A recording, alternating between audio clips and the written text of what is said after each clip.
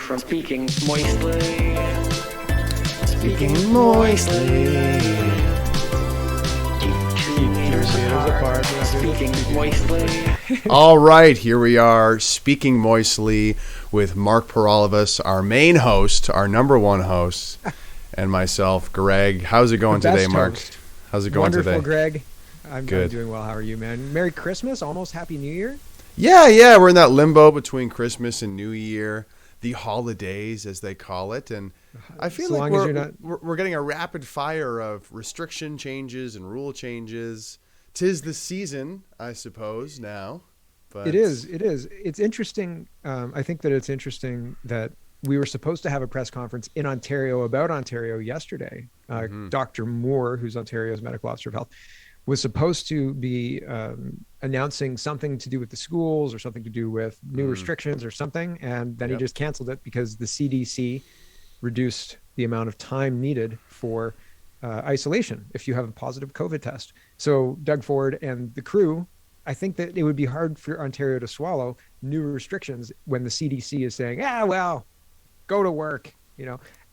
Quebec is allowing healthcare workers who tested positive to come back to work, but not unvaccinated ones. Yeah. And it's a bunch of, that's kind of what we're covering today, the wacky different restrictions that, I mean, the restrictions never really made a lot of sense to begin with. They were always kind of, this is going to apply to mom and pop shops. It's not going to apply to big box stores where people cram themselves in shoulder to shoulder at Costco, for example. Like, there's never really been since the beginning any sort of consistency. Or any logic applied. I mean, like, does it make a lot of sense, as you said, to have, I remember going to Costco and they, instead of having, so it used to be when you went to Costco, you'd go in on the one side and there's a pathway. You go in and then you come back, and it would be, you'd come back and then you'd walk into an area where everybody was lined up in different lines. And so during the pandemic, at my Costco anyway, there was a single line down the middle of the store and everybody was supposed to stand in this line. But if you were shopping, you would walk between people to get down the aisles that you wanted to get. Right. Oh, sorry. Right. And it's like, this is totally fine. But 7 people in a mom and pop, butcher shop or something like that, you're spreading COVID, you monster. Right. And it's like, Yeah. I don't know. Never really made any sense. And it's funny that I have the tweet up here from ABC News. The newly updated CDC guidelines don't require testing at the end of isolation because PCR tests can stay positive for up to 12 weeks. I feel like the isolation time has also changed. Like, first it was 14 days, and it was 10 days, and now it's 5. Now it's 5 days. Well, I mean, science, right? Super sciencey. And if you question it, you are the monster. I want to mention as well, like they said, masking. There are a bunch of people who were like, listen, if we wear masks for 2 weeks, this whole thing's done. No movement of the virus, nothing can get through. 2 weeks masking. If 80% of people, I remember I think there's probably a show of mine in July of 2020 that said 80% of people are masking. It doesn't do anything. So all of these restrictions have been introduced to achieve a goal. 2 years later, has the goal been achieved? No. But the restrictions are not it's not on the table to lift them. Now, Doug Ford is trying to figure out how the heck to spin the CDC reducing the isolation time and get Ontario to be on board with it. Because nobody's on board with this, Doug. Nobody's doing this. Yeah. Nobody's okay with it. For our listeners, we probably sound like a broken record at this point, but the only thing, all it will take to end this pandemic is an honest conversation. Have an honest conversation about anything going on, and it's like, does the honest conversation have to take? I think the honest conversation has to take place in a courtroom, and one of the lawyers has to be Tom Cruise, and the other one, and he has to be talking to Jack Nicholson. He's like, I want the truth, and then Bonnie Henry says, you can't handle the truth. You can't handle the truth. The PCR tests are faulty. Yeah. Did you order a PCR test? Yes, I ordered the PCR test. Right. So it seems like I would love an honest conversation with the people who are responsible for this. And I would love for them to, because we're 2 years away from what triggered this. Doug Ford shut down Ontario on St. Patrick's Day, 2020. He was like, you know what? This is dangerous. Go to Walmart, not St. Patrick's Day shopping or St. Patrick's Day celebrating. And could we have the data on that? Love to see the data on that, Doug. Could we have the data on the summertime closures? Can we have the data on last year's other closures? It just seems like there isn't justification for this, but there's no time to talk about that because there's always a new crisis on the horizon. But that's bullshit, because all the other crises haven't been, right? Yeah. They've just been in the media. And it's kind of weird because, we're kind of Twitter, we're always on Twitter there, and you'll see kind of, I want to say, like the TV doctors who are tweeting about Shark Week. All of the kind of like propped up doctors and experts who are like, we need more jabs, we need more masks, this is the only way out of this, early treatment doesn't exist, like these types of doctors. And they're kind of getting in on like critiquing the restrictions and how like they don't make any sense, like they're also kind of getting in on it in a weird way. Have you seen this? The last 2 days, they have started to change the tune. And I noticed in the United States, a couple of people, like high profile pro lockdowners, and then all of the Canadian pro lockdowners started saying the same thing. And I think they're trying to walk it back a little bit today. I covered Shark Week today saying Omicron's not mild according to me. And I was like, well, according to like everybody else it is, man. I think it's kind of a ragging on Ford thing, because like Ford is not allowed to make a good decision, right? It always has to be a bad decision, even if it's aligned with the pro lockdowner. So like, it's pro lockdown, but they don't make sense, Doug, right? Or they'll find something to niggle at. I think it's a political takedown. Yes, I agree with you for sure. And I've talked about this as well. I think the people who want to close schools know that they have to close schools if the cases get out of hand. So they're trying to get as much testing done as possible. And all these cases and all this testing, they think are going to close the schools. But the hospitals, there's no increase, right? It's all, as far as I've seen anyway, there hasn't been much of an increase in people going into the hospitals with regards to overwhelm them. And Golden Pup actually just before the show was talking about how we haven't even hit 48% of hospital capacity, 48% of the pandemic peak. And there's another, I'll have to look it up for the show notes, but like we're not nearly seeing the numbers, and they're pretending while they're acting like we are seeing those numbers. And I think that Doug Ford would be blamed if Ontario schools are shut down. It's a term, it's not fake news, but it's a term that I'm trying to popularize, which is fake accountability. Fake accountability. Yellow news. You've heard of yellow reporting, right? No.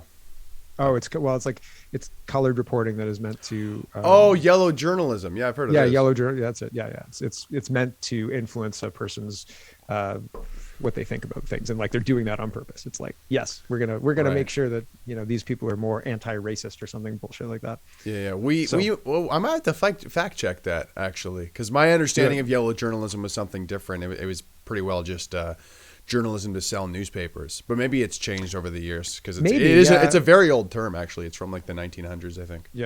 Well, I saw it more recently, and they were talking about and it probably was a more recent definition, but anyway, they are trying to influence us purposely. So okay, moving on to the deadliest part of this pandemic, of this new Pokemon variant, snack foods.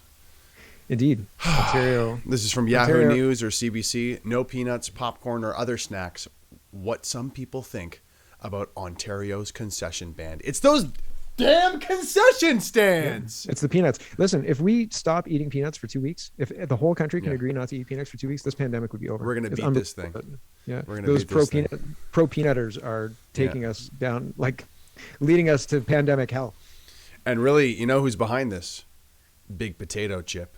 Lay's is behind this this rule restriction. No, it's Big Potato Chip. It's Big Lay's that's coming in, and to make sure that to increase their grocery store sales. Yeah, I mean, I think they must be having such a fun time with this. Just to see like, let's see if people get into the peanuts thing. Let's see if people freak out about this. I don't know. Maybe we can control peanut sales. You know what I mean? Like, well, it's like everything. No concessions at the movies. Like, so a movie theater, the way the movie theater makes money is that they don't even make money on the ticket sales, right? Because that goes directly to the Matrix or whoever you're paying tickets for. They make money on the food, right? So it's like welcome to the movie theater. No, we're not selling food today. You think it'll ever get to the point where it's like, guys, we just found out that COVID COVID-19 spreads through soil and dirt. So you should not be eating any produce. Yes. Nothing that comes out of the ground, it's contaminated with COVID-19. So no more produce, you guys. And that's for your health. That's for your health and safety. So no more carrots, no more celery. But that's it. No more It's healthy. apples. Okay. Not You know, these things. it's not apple a day keeps the doctor away. It's apple a day. That's Pokemon. You'll die from variant. COVID. Yeah. Yeah. Perfect. So, but the thing is, How far could they push it? How far could they push it with They'll this? push it as absolutely as far as people will go, Hmm. and that's the crazy thing. Like I've had people. We've kind of called that since the beginning, or at least I've been saying that. I'm like, this is a test to see what we're gonna put up with, guys, and they're gonna keep pushing. Not just put up with. It's almost like the putting up with is almost a secondary game. Like, okay, here's the group of people who see this for what it is, and they're still holding strong. So like that's an interesting aspect of this. Right. But I think the more interesting game is like, how many people can we get to adopt this crazy position? You know, They're like almost we're like gonna molding their brain a little bit. Yeah. Well, I mean, so when I was a kid, brainwashing, I had this kind of vivid image of brainwashing in my head. And then I saw Clockwork Orange, and my image of brainwashing kind of changed. And I was like, oh, like other people have thought about this.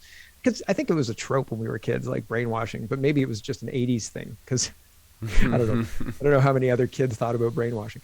But so I saw Clockwork Orange, and I thought, like, this is at least within the public realm of like possibility. It seems like it's more than a literary mechanism or a literary tool, right? It seems like it's like this is people who have forgotten who they are show up, and this is news. You know what I'm saying? Like people, oh, this person shows up and he's pretty healthy. And do you remember this? This was a thing that happened in like the 90s before cell phones.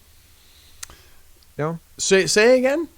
Like people showing up in like a unknown person who claims to not know who they are, and this is like they've got amnesia, and it's like this was a trope in television shows too. Like the main character's got amnesia, and they show up in a place they don't know, and they solve a problem or something like that. But like this was a real thing that happened as well. Like people show up. I'm gonna have to look up a news article about this, but like I remember being enthralled by magazine articles about like people with amnesia, and that aligns really well with like brainwashing. To MK Ultra. remove who you are. Yeah, MK Ultra. Yeah, that's pretty much what it is. But it feels like we're in a different phase of brainwashing now. Like there was a point when having an asset that looked a certain way but thought a different way was beneficial, but now they want to brainwash society, right? And so there's going to be collateral assets. There's going to be a group of people who are not brainwashed, just like there are some people who can't be hypnotized, right? And so not that they have to factor that in, but they do have to factor that in. So the moving target of like from an individual person in the 80s to a society now is a really kind of visceral shift. And I don't know how to describe it, but it's interesting to live through. I mean, it's terrible and horrific, but and I mean, when people ask me about, what do you think's going on? I always, and I've said this before on the show, but it's worth repeating. You know, if you really want to understand the world we live in, you have to truly comprehend and consider the power of propaganda now. The capacity to produce it, to target it, and to measure it.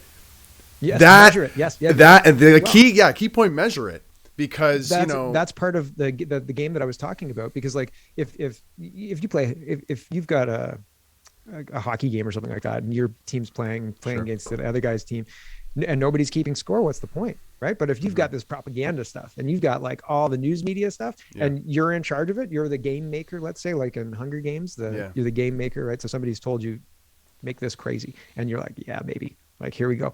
This is in the Matrix too. At the end of, spoiler alert for the Matrix. He saw the new Matrix. Okay, folks. I don't know if we're friends anymore, but anyway. But at the end, the whole movie is them showboating about the measured statistics. They're basically at the end of the movie, Doogie Howser, Neil Patrick Harris is the big bad. Spoiler alert, guys. Sorry, if you haven't watched it. And basically, you're the worst, end, Mark. Terrible.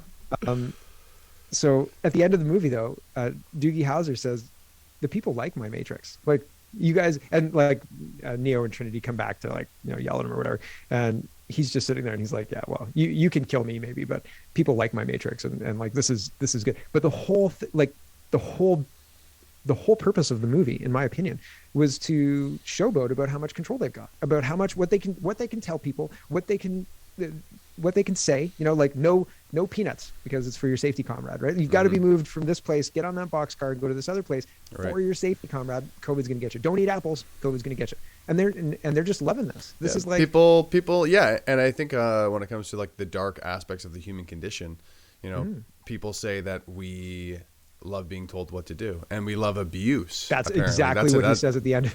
He says they love the people love to be controlled. They love the certainty of being told what to do. And the thing is, it's like they're scrolling through their Twitter notifications. That's the feeling they get when people are like, you can't eat peanuts here because it's a hockey game and it's for your safety, comrade. In the article, back to the peanuts, it says keeping masks on. The idea behind the ban is to ensure audiences are wearing masks the entire time. I'm finding that there's a lot, no taking it off for bites and sips. I think that a common thread of a lot of these rules is always, you're also not able to do that thing either. And that wasn't a right. That was actually a privilege that you were getting to do that, to spend your hard-earned money to go to a concert venue to eat chips. To choose these were all these big. To choose who you want to be with. To choose the entertainment. Yeah, that's a privilege. Yeah. Not a right. Hanging out with your friends for New Year's Eve. That was actually a privilege. Having a social gathering, that was a privilege. Dangerous. We're going to move on to our final topic. Yeah, let's go to BC. Yeah, which is let's bring it up here. I mean, we can briefly touch on Ontario before we go to BC. Well, we've been talking about Ontario. Yeah, I guess, but just like for comparison, social gathering, indoors, 25 people with physical distancing, outdoors, that's 100 Ontario? people. Yep, 100 people with physical distancing. Organized public event, indoors, 25 people with physical distancing. The physical distancing, real quick, like, really? Like I'm having I'm having 25 people over, even if I'm having 20 people over, even if I'm having 10 people over, it's implied that we have to physically distance. It's funny. Yeah. It's really funny because I'm in Toronto and it's like, I have friends with apartments that are, you could probably have like 4 people in there if you're physically distanced. Yeah. It's so it's just wacky. So what's BC? How many people can you have at your impromptu gathering in BC? So as of December 22nd, 2021, these restrictions are in effect until January 18th. Indoor organized gatherings of any size are not allowed. Indoor organized gatherings of any size are not allowed. This includes gatherings like New Year's Eve parties, wedding receptions, or other celebrations. Indoor events at venues can only have 50% capacity. This includes events like concerts, sports, or movies. We've said this before, but like all of the rules are just always so classist. It's like if you're rich, like you'll be fine. Oh, you gotta get that. Oh, you're having a gathering. Get them. We've got a play. It's not an organized gathering. We're not in BC. A play date, and I'm pretty sure it's legal. I'm not sure. I don't care. I'm not sure, but I do have to go. So we do have to cut this short. But I can't believe the compliance, and I can't believe. So I'm scrolling through that Twitter feed, looking at people's compliance with these illegal orders, these charter violating orders, and I'm horrified. But I think that there are people who are looking through this who are extremely excited about the control that they're exerting over Canadians every day. And this last one on the list is absolutely absurd because it doesn't have specifics. It says indoor adult exercise, fitness, and dance activities are not permitted. Get out of here. You cannot do push-ups in your living room.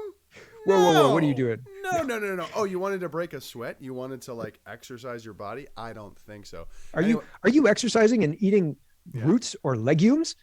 And you're eating apples? No. Holy cow, buddy! You are a COVID nightmare. You are not being healthy or safe.